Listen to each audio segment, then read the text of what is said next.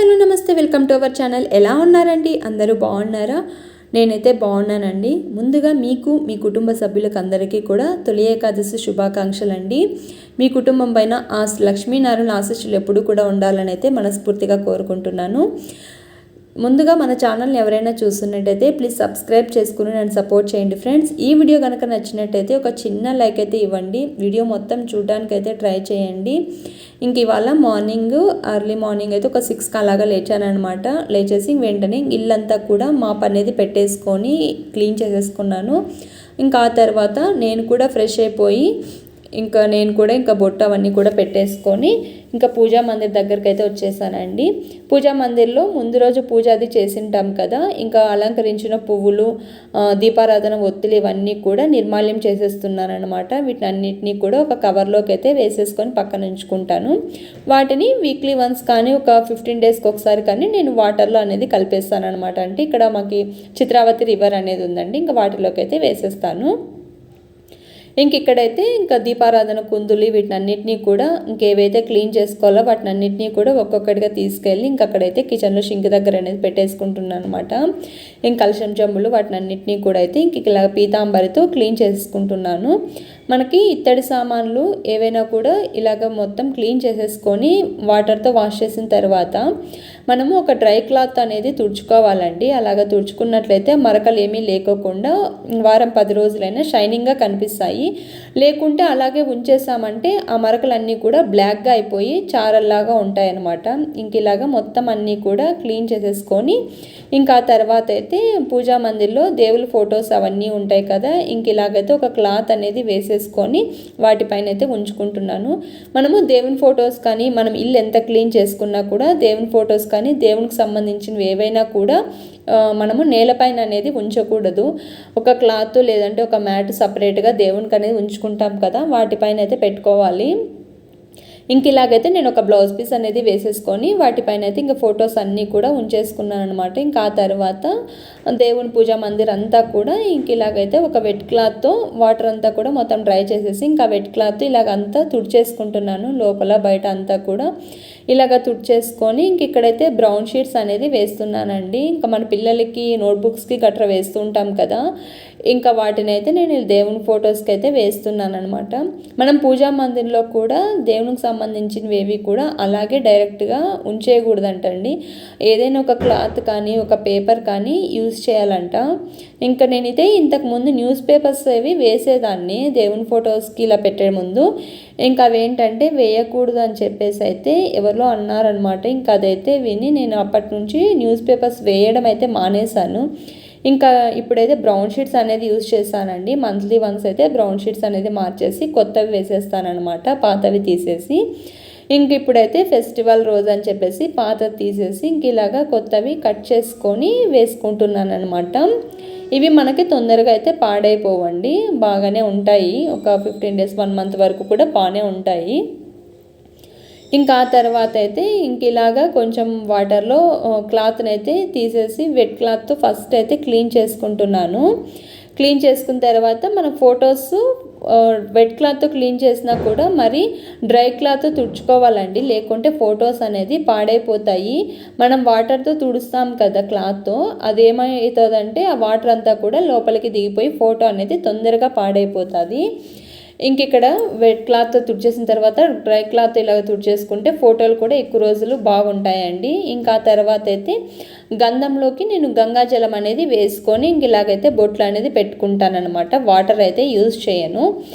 గంగాజలం అది కూడా వేసేసి గంధం అంతా కూడా ఇలాగైతే కలిపేసుకొని చందనం అయితే పెట్టేసుకుంటున్నాను ఫొటోస్కి ఏంటంటే నాకు కుంకుమ బొట్లు అనేది నీట్గా నిదానంగా పెట్టుకుంటానండి. గాబరగా అయితే పెట్టుకోను. ఎందుకంటే మనం ఎలాగైతే మనం అలంకరించుకుంటామో దేవుని ఫొటోస్ కూడా అలాగే అలంకరించుకోవాలి. మనమైతే ఎంత నీట్గా లేట్ అయినా పర్లేదు అన్నట్టు చేసుకుంటాం కదా, దేవుని ఫొటోస్ కూడా అంతేనండి. చక్కగా కనిపించేటట్టు అయితే అలంకరించుకుంటానమాట. లేట్ అయిపోయింది అని చెప్పేసి అలాగైతే పెట్టుకోను. ఉన్న టైం వరకే నీట్గా పెట్టుకోవడానికి అయితే ట్రై చేస్తానన్నమాట.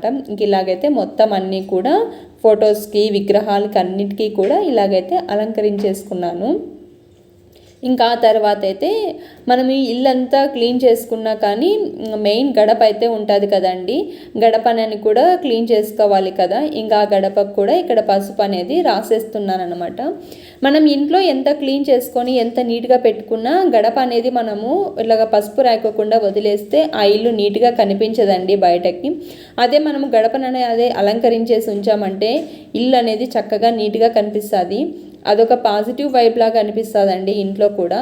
ఏదో ఒక నార్మల్ డేస్లో కూడా ఫ్రైడే కానీ మండే కానీ అనేది నేను గడపకి పసుపు అనేది రాస్తానన్నమాట. అప్పుడు కూడా మనకి ఇల్లు పసుపు రాసిన రోజు ఇల్లు ఎంత నీట్గా కనిపిస్తుంది కదా, అది ఒక డివైన్ వైబ్స్ అనేది వచ్చినట్టు అనిపిస్తాయి అనమాట. ఇంక ఇక్కడ ఏంటంటే పసుపు అనేది గడపకు రాస్తున్నాను.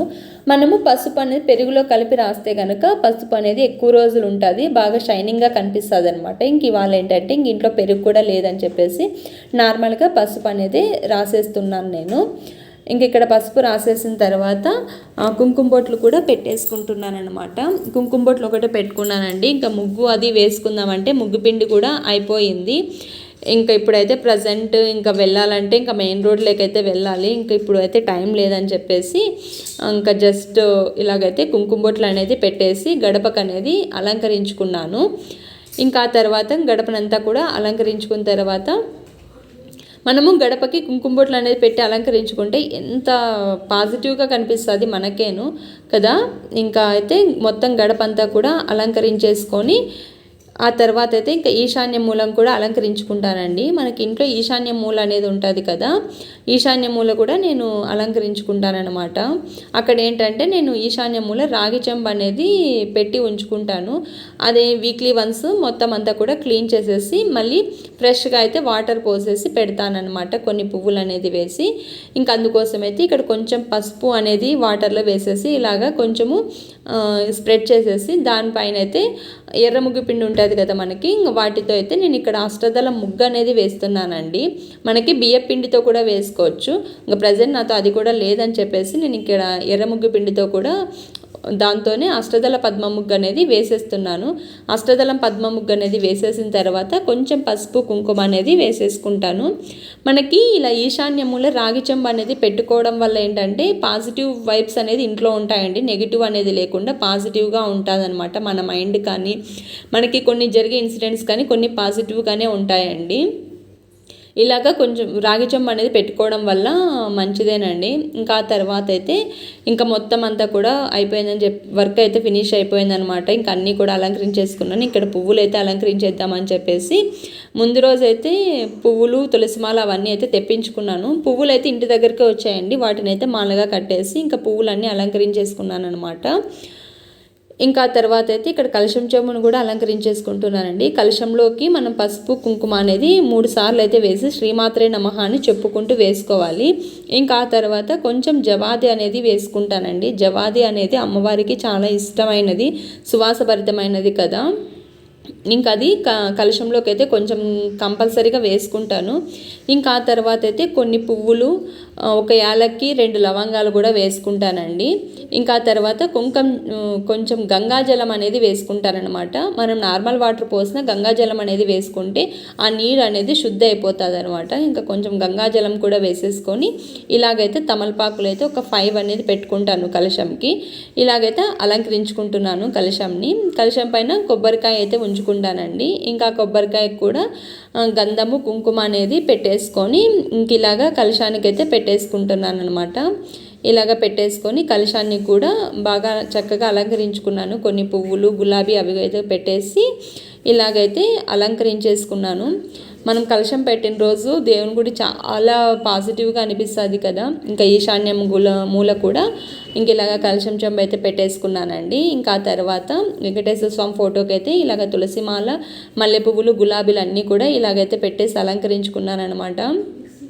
ఇంకా పూజ మొత్తము అయిపోయిందండి. ఇంక ఇవాళ నైవేద్యం అయితే ఏం చేయలేదు, ఉపవాసం అని చెప్పేసి కొబ్బరికాయ కొట్టేసి ఇంట్లో 2 అరటి పండ్లు ఉంటే ఇంకా అవైతే ఫ్రూట్స్ పెట్టేసి ఇంక ఇలాగైతే పూజ అయితే చేసేసుకున్నాను. హారతి అంతా కూడా అయిపోయిన తర్వాత ఇంక ఇలాగ ఇల్లంతా మొత్తం ధూపం అయితే వేసుకుంటున్నానండి.